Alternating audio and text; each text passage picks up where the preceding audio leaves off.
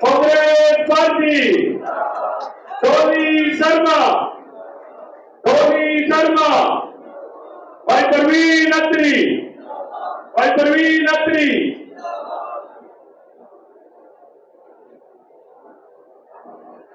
आपके बीच में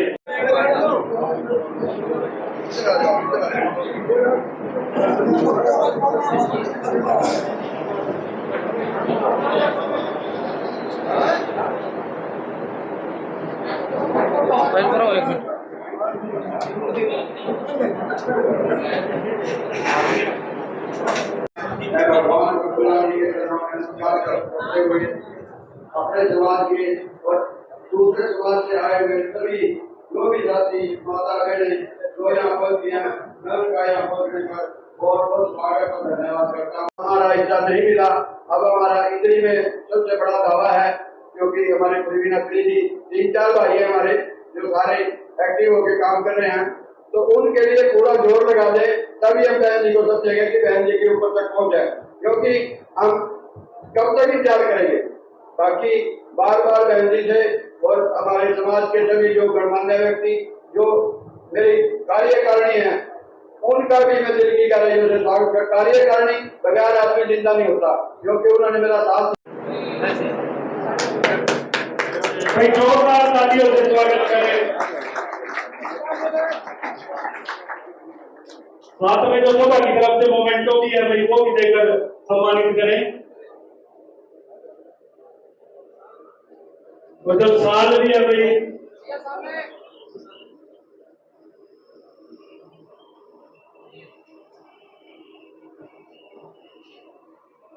जो साल है वो सोमदत्त शर्मा जी, वो सभी साथी तालियों से भाई स्वागत करते रहेंगे।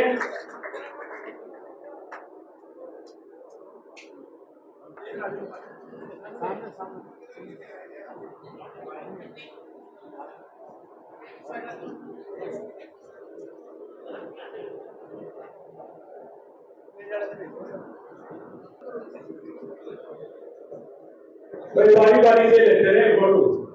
भगवान परशुराम की जय।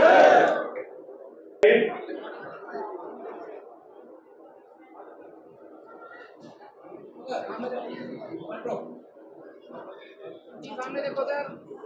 प्रवीण जी आप आएंगे।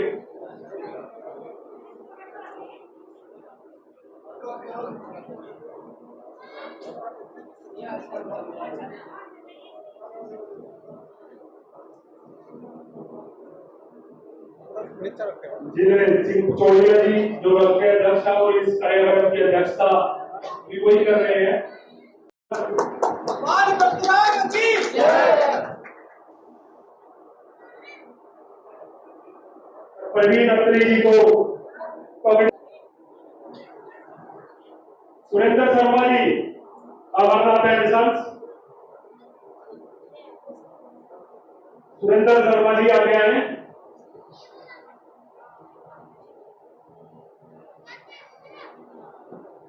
मोमेंटो लेकर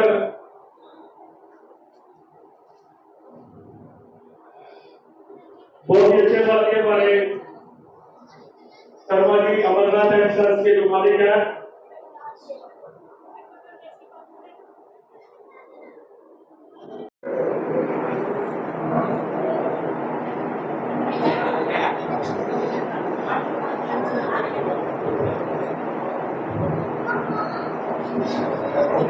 भाई साथियों ताली बजाकर जो हौसला बढ़ाया करते रहे।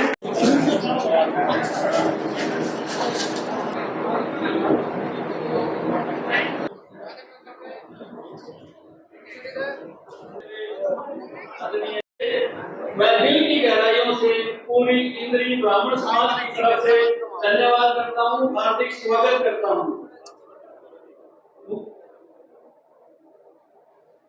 दिलबाग शर्मा जी करतारपुर, जनार्दन शर्मा जी, साहब सिंह जी, चौधरी रमेश कुमार जी, रामपाल जी, अशोक शर्मा लवकरी जी, करमवीर शर्मा लवकरी जी, एडवोकेट राकेश कोप सिंह, सीतामाई, राजेश शर्मा करसोड़ा, जनरल प्रधान मंत्री, श्याम मुरारी एक्स सरपंच, रामपाल शास्त्री कमालपुर रोडान, नरेंद्र पासवान जी, डॉक्टर ज्ञानचंद शर्मा जी, रामनाथ शर्मा जी, राजेंद्र शर्मा जी, सुशील पूजन सरपंच जी, मैं इन सब का यहाँ पे इंद्री ब्राह्मण सभा में पहुंचने पे हार्दिक स्वागत करता हूँ। अखिलेश गौतम जी जो मेरे बहुत छोटे भाई हैं, इनका भी मैं स्वागत करता हूँ। सुभाष शर्मा राजेपुर वाले जी, लाजपत शर्मा समस्तपुर, भरत भूषण पंडित जी समस्तपुर, रोशननाथ शर्मा बेलोरा जी, डॉक्टर रामनाथ का भी मैं स्वागत करता हूँ। थोड़ा सा दूर रहता है फिर भी स्वागत करता हूँ। छत्तीस बिरादरी के मेरे साथी आए हुए जो आज इतनी संख्या में पहुंचे हैं दूर दूर से, पूरी इतनी हल्का से, मैं सबका हाथ जोड़कर नमस्कार करता हूँ, स्वागत करता हूँ। बाकी तो सब शर्मा जी ने, हमारे प्रधान जी ने, बेंडोली जी को बता ही दिया। करनाल लोकसभा जो है वो ब्राह्मणों की सीट रही है और पिछले जब से ये बीजेपी आई है, जब से इन्होंने, चाहे वो कांग्रेस हो चाहे वो बीजेपी हो, जब से ये बीजेपी आई है इन्होंने हमारे से ये सीट छीन ली है पिछले 10 सालों से। मैं बेंडोली जी से निवेदन करता हूँ कि हमारे करनाल के अंदर 9 विधानसभा सीटें बनती हैं, उसमें इस बार जो इंद्री विधानसभा से एक ब्राह्मण को प्रत्याशी बना के भेजा जाए, ये मैं शीर्ष नेतृत्व से निवेदन करता हूँ। मैंने भी कांग्रेस प्रत्याशी के रूप में अपना निवेदन दिया है। अगर कांग्रेस पार्टी मुझे उम्मीदवार बना के भेजती है तो इंद्री को नंबर 1 बना दूंगा, ये मेरा प्रॉमिस है आज। और जो समाज ने ये पगड़ी बना के मेरा मान सम्मान बढ़ाया है, आपकी इस पगड़ी की लाज रखूंगा पूरे हरियाणा के अंदर, कभी आपको झुकने नहीं दूंगा। चौधरी भूपेंद्र सिंह हुड्डा का नारा है कि हरियाणा नंबर 1 बनाना है फिर से, और मेरा एक नारा है कि अपनी विधानसभा इंद्री को नंबर 1 बनाना है। इंद्री विधानसभा के हर घर की आवाज बन के मैं विधानसभा में खड़ा होगा अगर आप लोगों ने मुझे मौका दिया तो।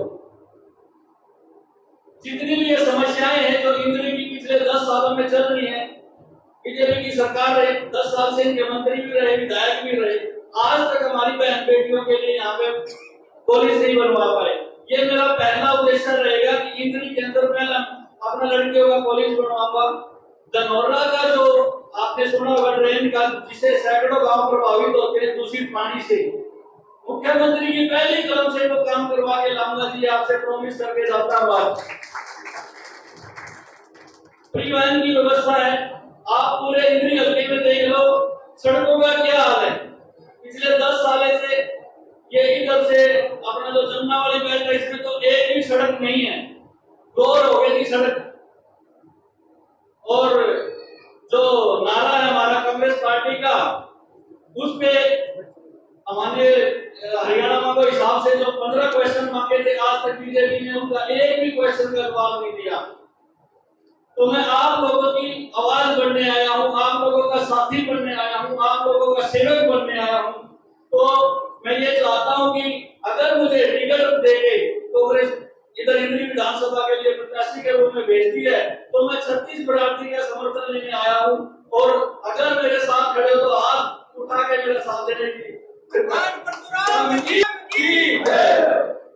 मैं फिर से बहनों को, आज आपने यहाँ पे इंद्री में पहुंच के देख भी लिया कि ब्राह्मण कितने दुखी हैं, और उनकी आवाज आप वहां पे बने और एक किसी भी ब्राह्मण को प्रत्याशी के रूप में यहाँ पे भेजने की कृपा करें। धन्यवाद जी। आप सबका साथियों का, पत्रकार साथियों का इतनी भारी संख्या में पहुंचने पर मैं यहाँ से फिर से धन्यवाद करता हूँ, और सभी लोगों का फिर से दिल की गहराइयों से स्वागत करता हूँ, धन्यवाद करता हूँ। भगवान परशुराम की, भगवान परशुराम की।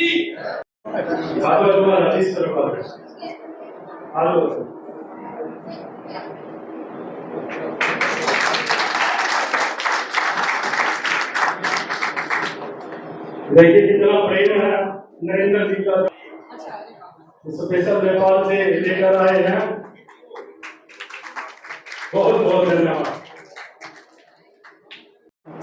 और भगवान परशुराम जी के चरणों में नमन करते हुए आप सबका दिल से बहुत बहुत धन्यवाद करती हूँ, इतना आदर देने के लिए, इतना प्यार, इतना सत्कार देने के लिए। मेरा लगातार सबको सुन रही थी, अभी सब बोल रहे थे, तो आपसे एक बात कहना चाहती हूँ कि ब्राह्मण समाज से आती हूँ और ब्राह्मण समाज ने इस बेटी को इतना सम्मान दिया कि आज पार्टी के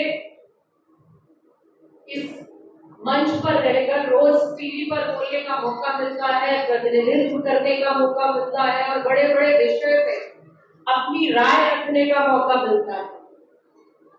तो ये पहली बार नहीं है या दूसरी बार नहीं है, कांग्रेस पार्टी हमेशा से ब्राह्मणों को सम्मान देती आई है। अभी ये पर्चा मुझे यहाँ भाई साहब ने दिया, इस पर्चे को ही अगर आप उठाकर देखने में करनाल लोकसभा की अगर बात करूं तो जितनी बार ब्राह्मण प्रत्याशी अगर किसी ने दिया है तो वो कांग्रेस पार्टी ने दिया है। ये इतिहास है, ये इतिहास है ब्राह्मणों को आगे बढ़ाने का। इस सीट पर आप भाजपा के प्रत्याशी देख लीजिए और कांग्रेस के प्रत्याशी देख लीजिए, और अगर 17 में से 14 बार ब्राह्मण बना है उसमें ज्यादातर टिकट कांग्रेस ने ही दिए हैं। ये एक बहुत बड़ी बात है। मैं एक वाकया आपको बताना चाहूंगी, तो जरूरी है समाज को पता चलना। इंदिरा जी के पास एक बार एक ब्राह्मणों का प्रतिनिधित्व गया मिलने दिल्ली, तो इंदिरा जी से उन्होंने पूछा कि आपने ब्राह्मणों के लिए क्या किया। तो इंदिरा जी ने कहा कि मैंने इतने 23 मुख्यमंत्री 23 प्रदेशों के मुख्यमंत्री एक बार में ब्राह्मण बनाए हैं, किसी और ने बनाया उनको बता देना। तो ये शक्ति सिर्फ कांग्रेस पार्टी में है, जो सिर्फ ब्राह्मण के साथ नहीं हर किसी के साथ न्याय करने का काम करती है। इंदिरा जी ने कहा कि मैंने उनको आगे बढ़ाया, अब उनकी जिम्मेदारी है कि वो और ब्राह्मणों को आगे बढ़ाए। तो जिस तरीके से हमारी पार्टी हमें मान देती है, सम्मान देती है, और मेरे पास जब लगातार यहाँ से मेरे बड़े भाई आए, हम बड़े भाइयों के नाम नहीं लेते, तो जब बड़े भाई हर बार मेरे पास आए अग्नि जी, तो मैंने उन्हें कहा कि पार्टी ने हमें आगे बढ़ाया है, हम पूरी जान लगा देंगे ताकि अपने समाज से और लोग आगे आए, और लोग प्रतिनिधित्व करें, और लोग काम करें, समाज का नाम करें। समाज में जो लोग आज परेशान हैं कहीं ना कहीं, जिनको आज देखिए युवा कितना परेशान है बेरोजगारी से, उसमें कितनी संख्या ब्राह्मण युवाओं की है जिन्हें नौकरियां नहीं मिल रही है कि नहीं है? है कि नहीं है? हरियाणा में भी हो रहा है लगातार कि नहीं हो रहा है? अभी मैं किसी से बात कर रही थी तो मुझे किसी ने बताया कि नौकरी में किस तरीके से हरियाणा में धांधली हो रही है। तो शोषण तो ब्राह्मणों का जितना इस पार्टी में हुआ है, भारतीय जनता पार्टी में उतना कभी नहीं हुआ, कभी नहीं हुआ। और मैं मानती हूँ कि कोई और करेगा भी नहीं इतना जितना भारतीय जनता पार्टी ने ब्राह्मणों का शोषण किया है। उत्तर प्रदेश से आती हूँ, उत्तर प्रदेश में आप देखिए, जैसे ही शपथ हुई योगी आदित्यनाथ की, कहीं ये ब्राह्मण की हत्या, कहीं वो ब्राह्मण की हत्या, कभी वो ब्राह्मण की हत्या, रोज ये किस्से आए सबके सामने। तो ब्राह्मणों का शोषण जिस तरीके से इस सरकार में हुआ है ऐसा कभी नहीं हुआ। और मैंने आपको बताया, ये कागज गवाह है कि ब्राह्मणों को बढ़ाने का काम कांग्रेस पार्टी ने लगातार किया है। और मैं आपसे ये भी कहकर जाना चाहूंगी, आज हमारे नेता लगातार कहते हैं, जब वो जाति जनगणना की बात करते हैं तो वो सिर्फ कुछ जातियों की बात नहीं करते, वो इसलिए कहते हैं कि जैसे हरियाणा में ही 12% ब्राह्मण है, उस हिसाब से हरियाणा को प्रतिनिधित्व नहीं मिलता, ब्राह्मणों को प्रतिनिधित्व नहीं मिलता हरियाणा में। 10 साल से भाजपा सत्ता में है, आप देखिए। तो ये जनगणना होनी चाहिए ताकि हमें भी हमारे हक मिले, क्योंकि राहुल जी ने भाषणों में कहा है कि गरीब जनरल कास्ट वो भी आज परेशान है, अपने हक से महरूम है। तो हमें भी हमारी भागीदारी मिलेगी। आप इस बात को समझिए, ये बहुत जरूरी है समझना। चुनाव में नेता आते हैं, चुनावी भाषण देते हैं, चले जाते हैं, वोट हुई, हार जीत हुई, चले गए और ये मसले फिर दब गए। आपने वो वीडियो मनोहर लाल खट्टर जी का देखा होगा, जब उन्होंने फरसे से एक ब्राह्मण भाई की गर्दन काटने की बात की। तो ब्राह्मण इतना दबा कुचला नहीं है कि कोई उसकी गर्दन पर फरसा चला सके। ये पूरा ब्राह्मण एक होकर ये बता सकता है कि हम शोषण नहीं होने देंगे, हम एक दूसरे के साथ खड़े हैं। खड़े हैं कि नहीं खड़े हैं? है कि नहीं खड़े? अपना समाज अपने समाज के साथ है कि नहीं है? अगर आप अपने समाज की नहीं है तो आप किसी के नहीं है। ये शुरुआत घर से ही होती है, घर से ही होती है। जो अपने घर का नहीं वो कहीं का नहीं। तो मैं आपसे कहकर जाना चाहती हूँ ये बात कि एकता बंद मुट्ठी लाख की और खुल गई तो घात की। तो बंधे रहिए, एकजुट रहिए, अपनी ताकत को पहचानिए। इस ताकत से लोग कहां से कहां पहुंच गए। ये सरकारों में जो फेरबदल होते हैं, जातियां अपनी ताकतें दिखाती हैं। ब्राह्मण समाज एक ऐसा समाज है, वो सिर्फ अपनी जाति को साथ लेकर नहीं चलता, वो सारी बिरादरियों को, 36 बिरादरियों को इकट्ठा एक साथ रखने की ताकत अगर किसी समाज में है तो वो ब्राह्मण समाज में है। गवाह है इतिहास कि आज तक अगर सबको एक साथ कोई जाति रख पाई है तो वो ब्राह्मण जाति रख पाई है, एक ब्राह्मण रख पाया है। और मुझे पूरा यकीन है, मैं आपसे कहकर जाना चाहूंगी मेरे भाई के लिए कि ये लगातार हम इनके लिए प्रयास कर रहे हैं, लगातार प्रयास करेंगे। मैं आपसे कहकर जाना चाहूंगी कि इन्हें अगर पार्टी मौका देती है तो बढ़ चढ़कर एकजुट होकर आप ये इस टिकट को समझना कि आपका टिकट, आप ये समझना कि ये मेरा भाई चुनाव नहीं लड़ रहा, आप चुनाव लड़ रहे हैं। एक एक वोट के लिए घर में घुस जाएगा और वो जीत इनकी नहीं आपकी होगी, समाज की होगी, नाम समाज का होगा। मैं कहकर जाना चाहती हूँ, बस फिर से एक बात कहूंगी, एकजुट रहिए, पटिए मत। ये बहुत जरूरी है, बहुत जरूरी है। किसी ने मुझे एक बार कहा कि ब्राह्मण को एक साथ रखना जैसे मेंढक तोलना, जैसे मेंढक तोलना। मैंने कहा ऐसा नहीं है, ये पुरानी बात हो गई। आज ब्राह्मण समाज जागरूक हो गया है, आज वो भी अपना हक जानता है, आज उसे भी पता है, उसे भी प्रतिनिधित्व चाहिए, उसे भी अपनी हिस्सेदारी चाहिए। वो भी अब आंख मूंद कर किसी पर विश्वास नहीं करेगा।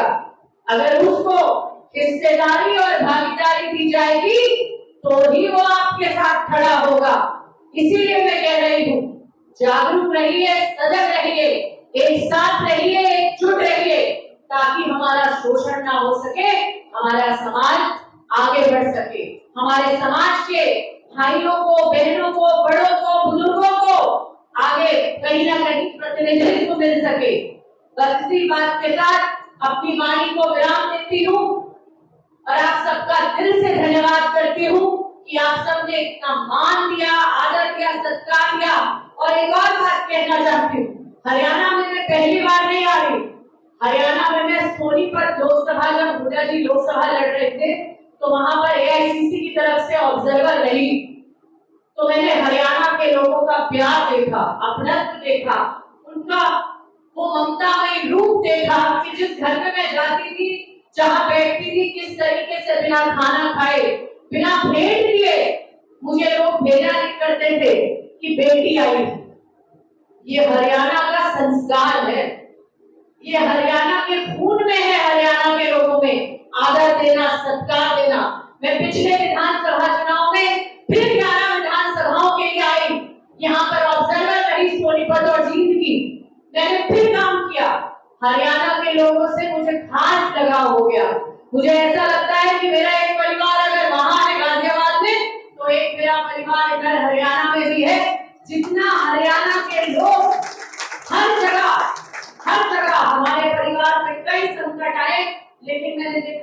हरियाणा के लोगों की तादाद जिस तरीके से मेरे घर के लिए सुख दुख में खड़ी रही, तो ये आज हमारा भी फर्ज बनता है, ये अपनत्व, ये प्यार, ये मान, ये सम्मान जो आपने देकर अपनी जगह बनाई है, मैं आपसे कहना चाहती हूँ, एक नेता के तौर पर नहीं, एक बेटी के तौर पर, बहन के तौर पर, आपको कहीं मेरी जरूरत पड़े, आज भी और आज के बाद भी आप याद कीजिएगा, मैं आपके बीच में खड़ी पाऊंगी।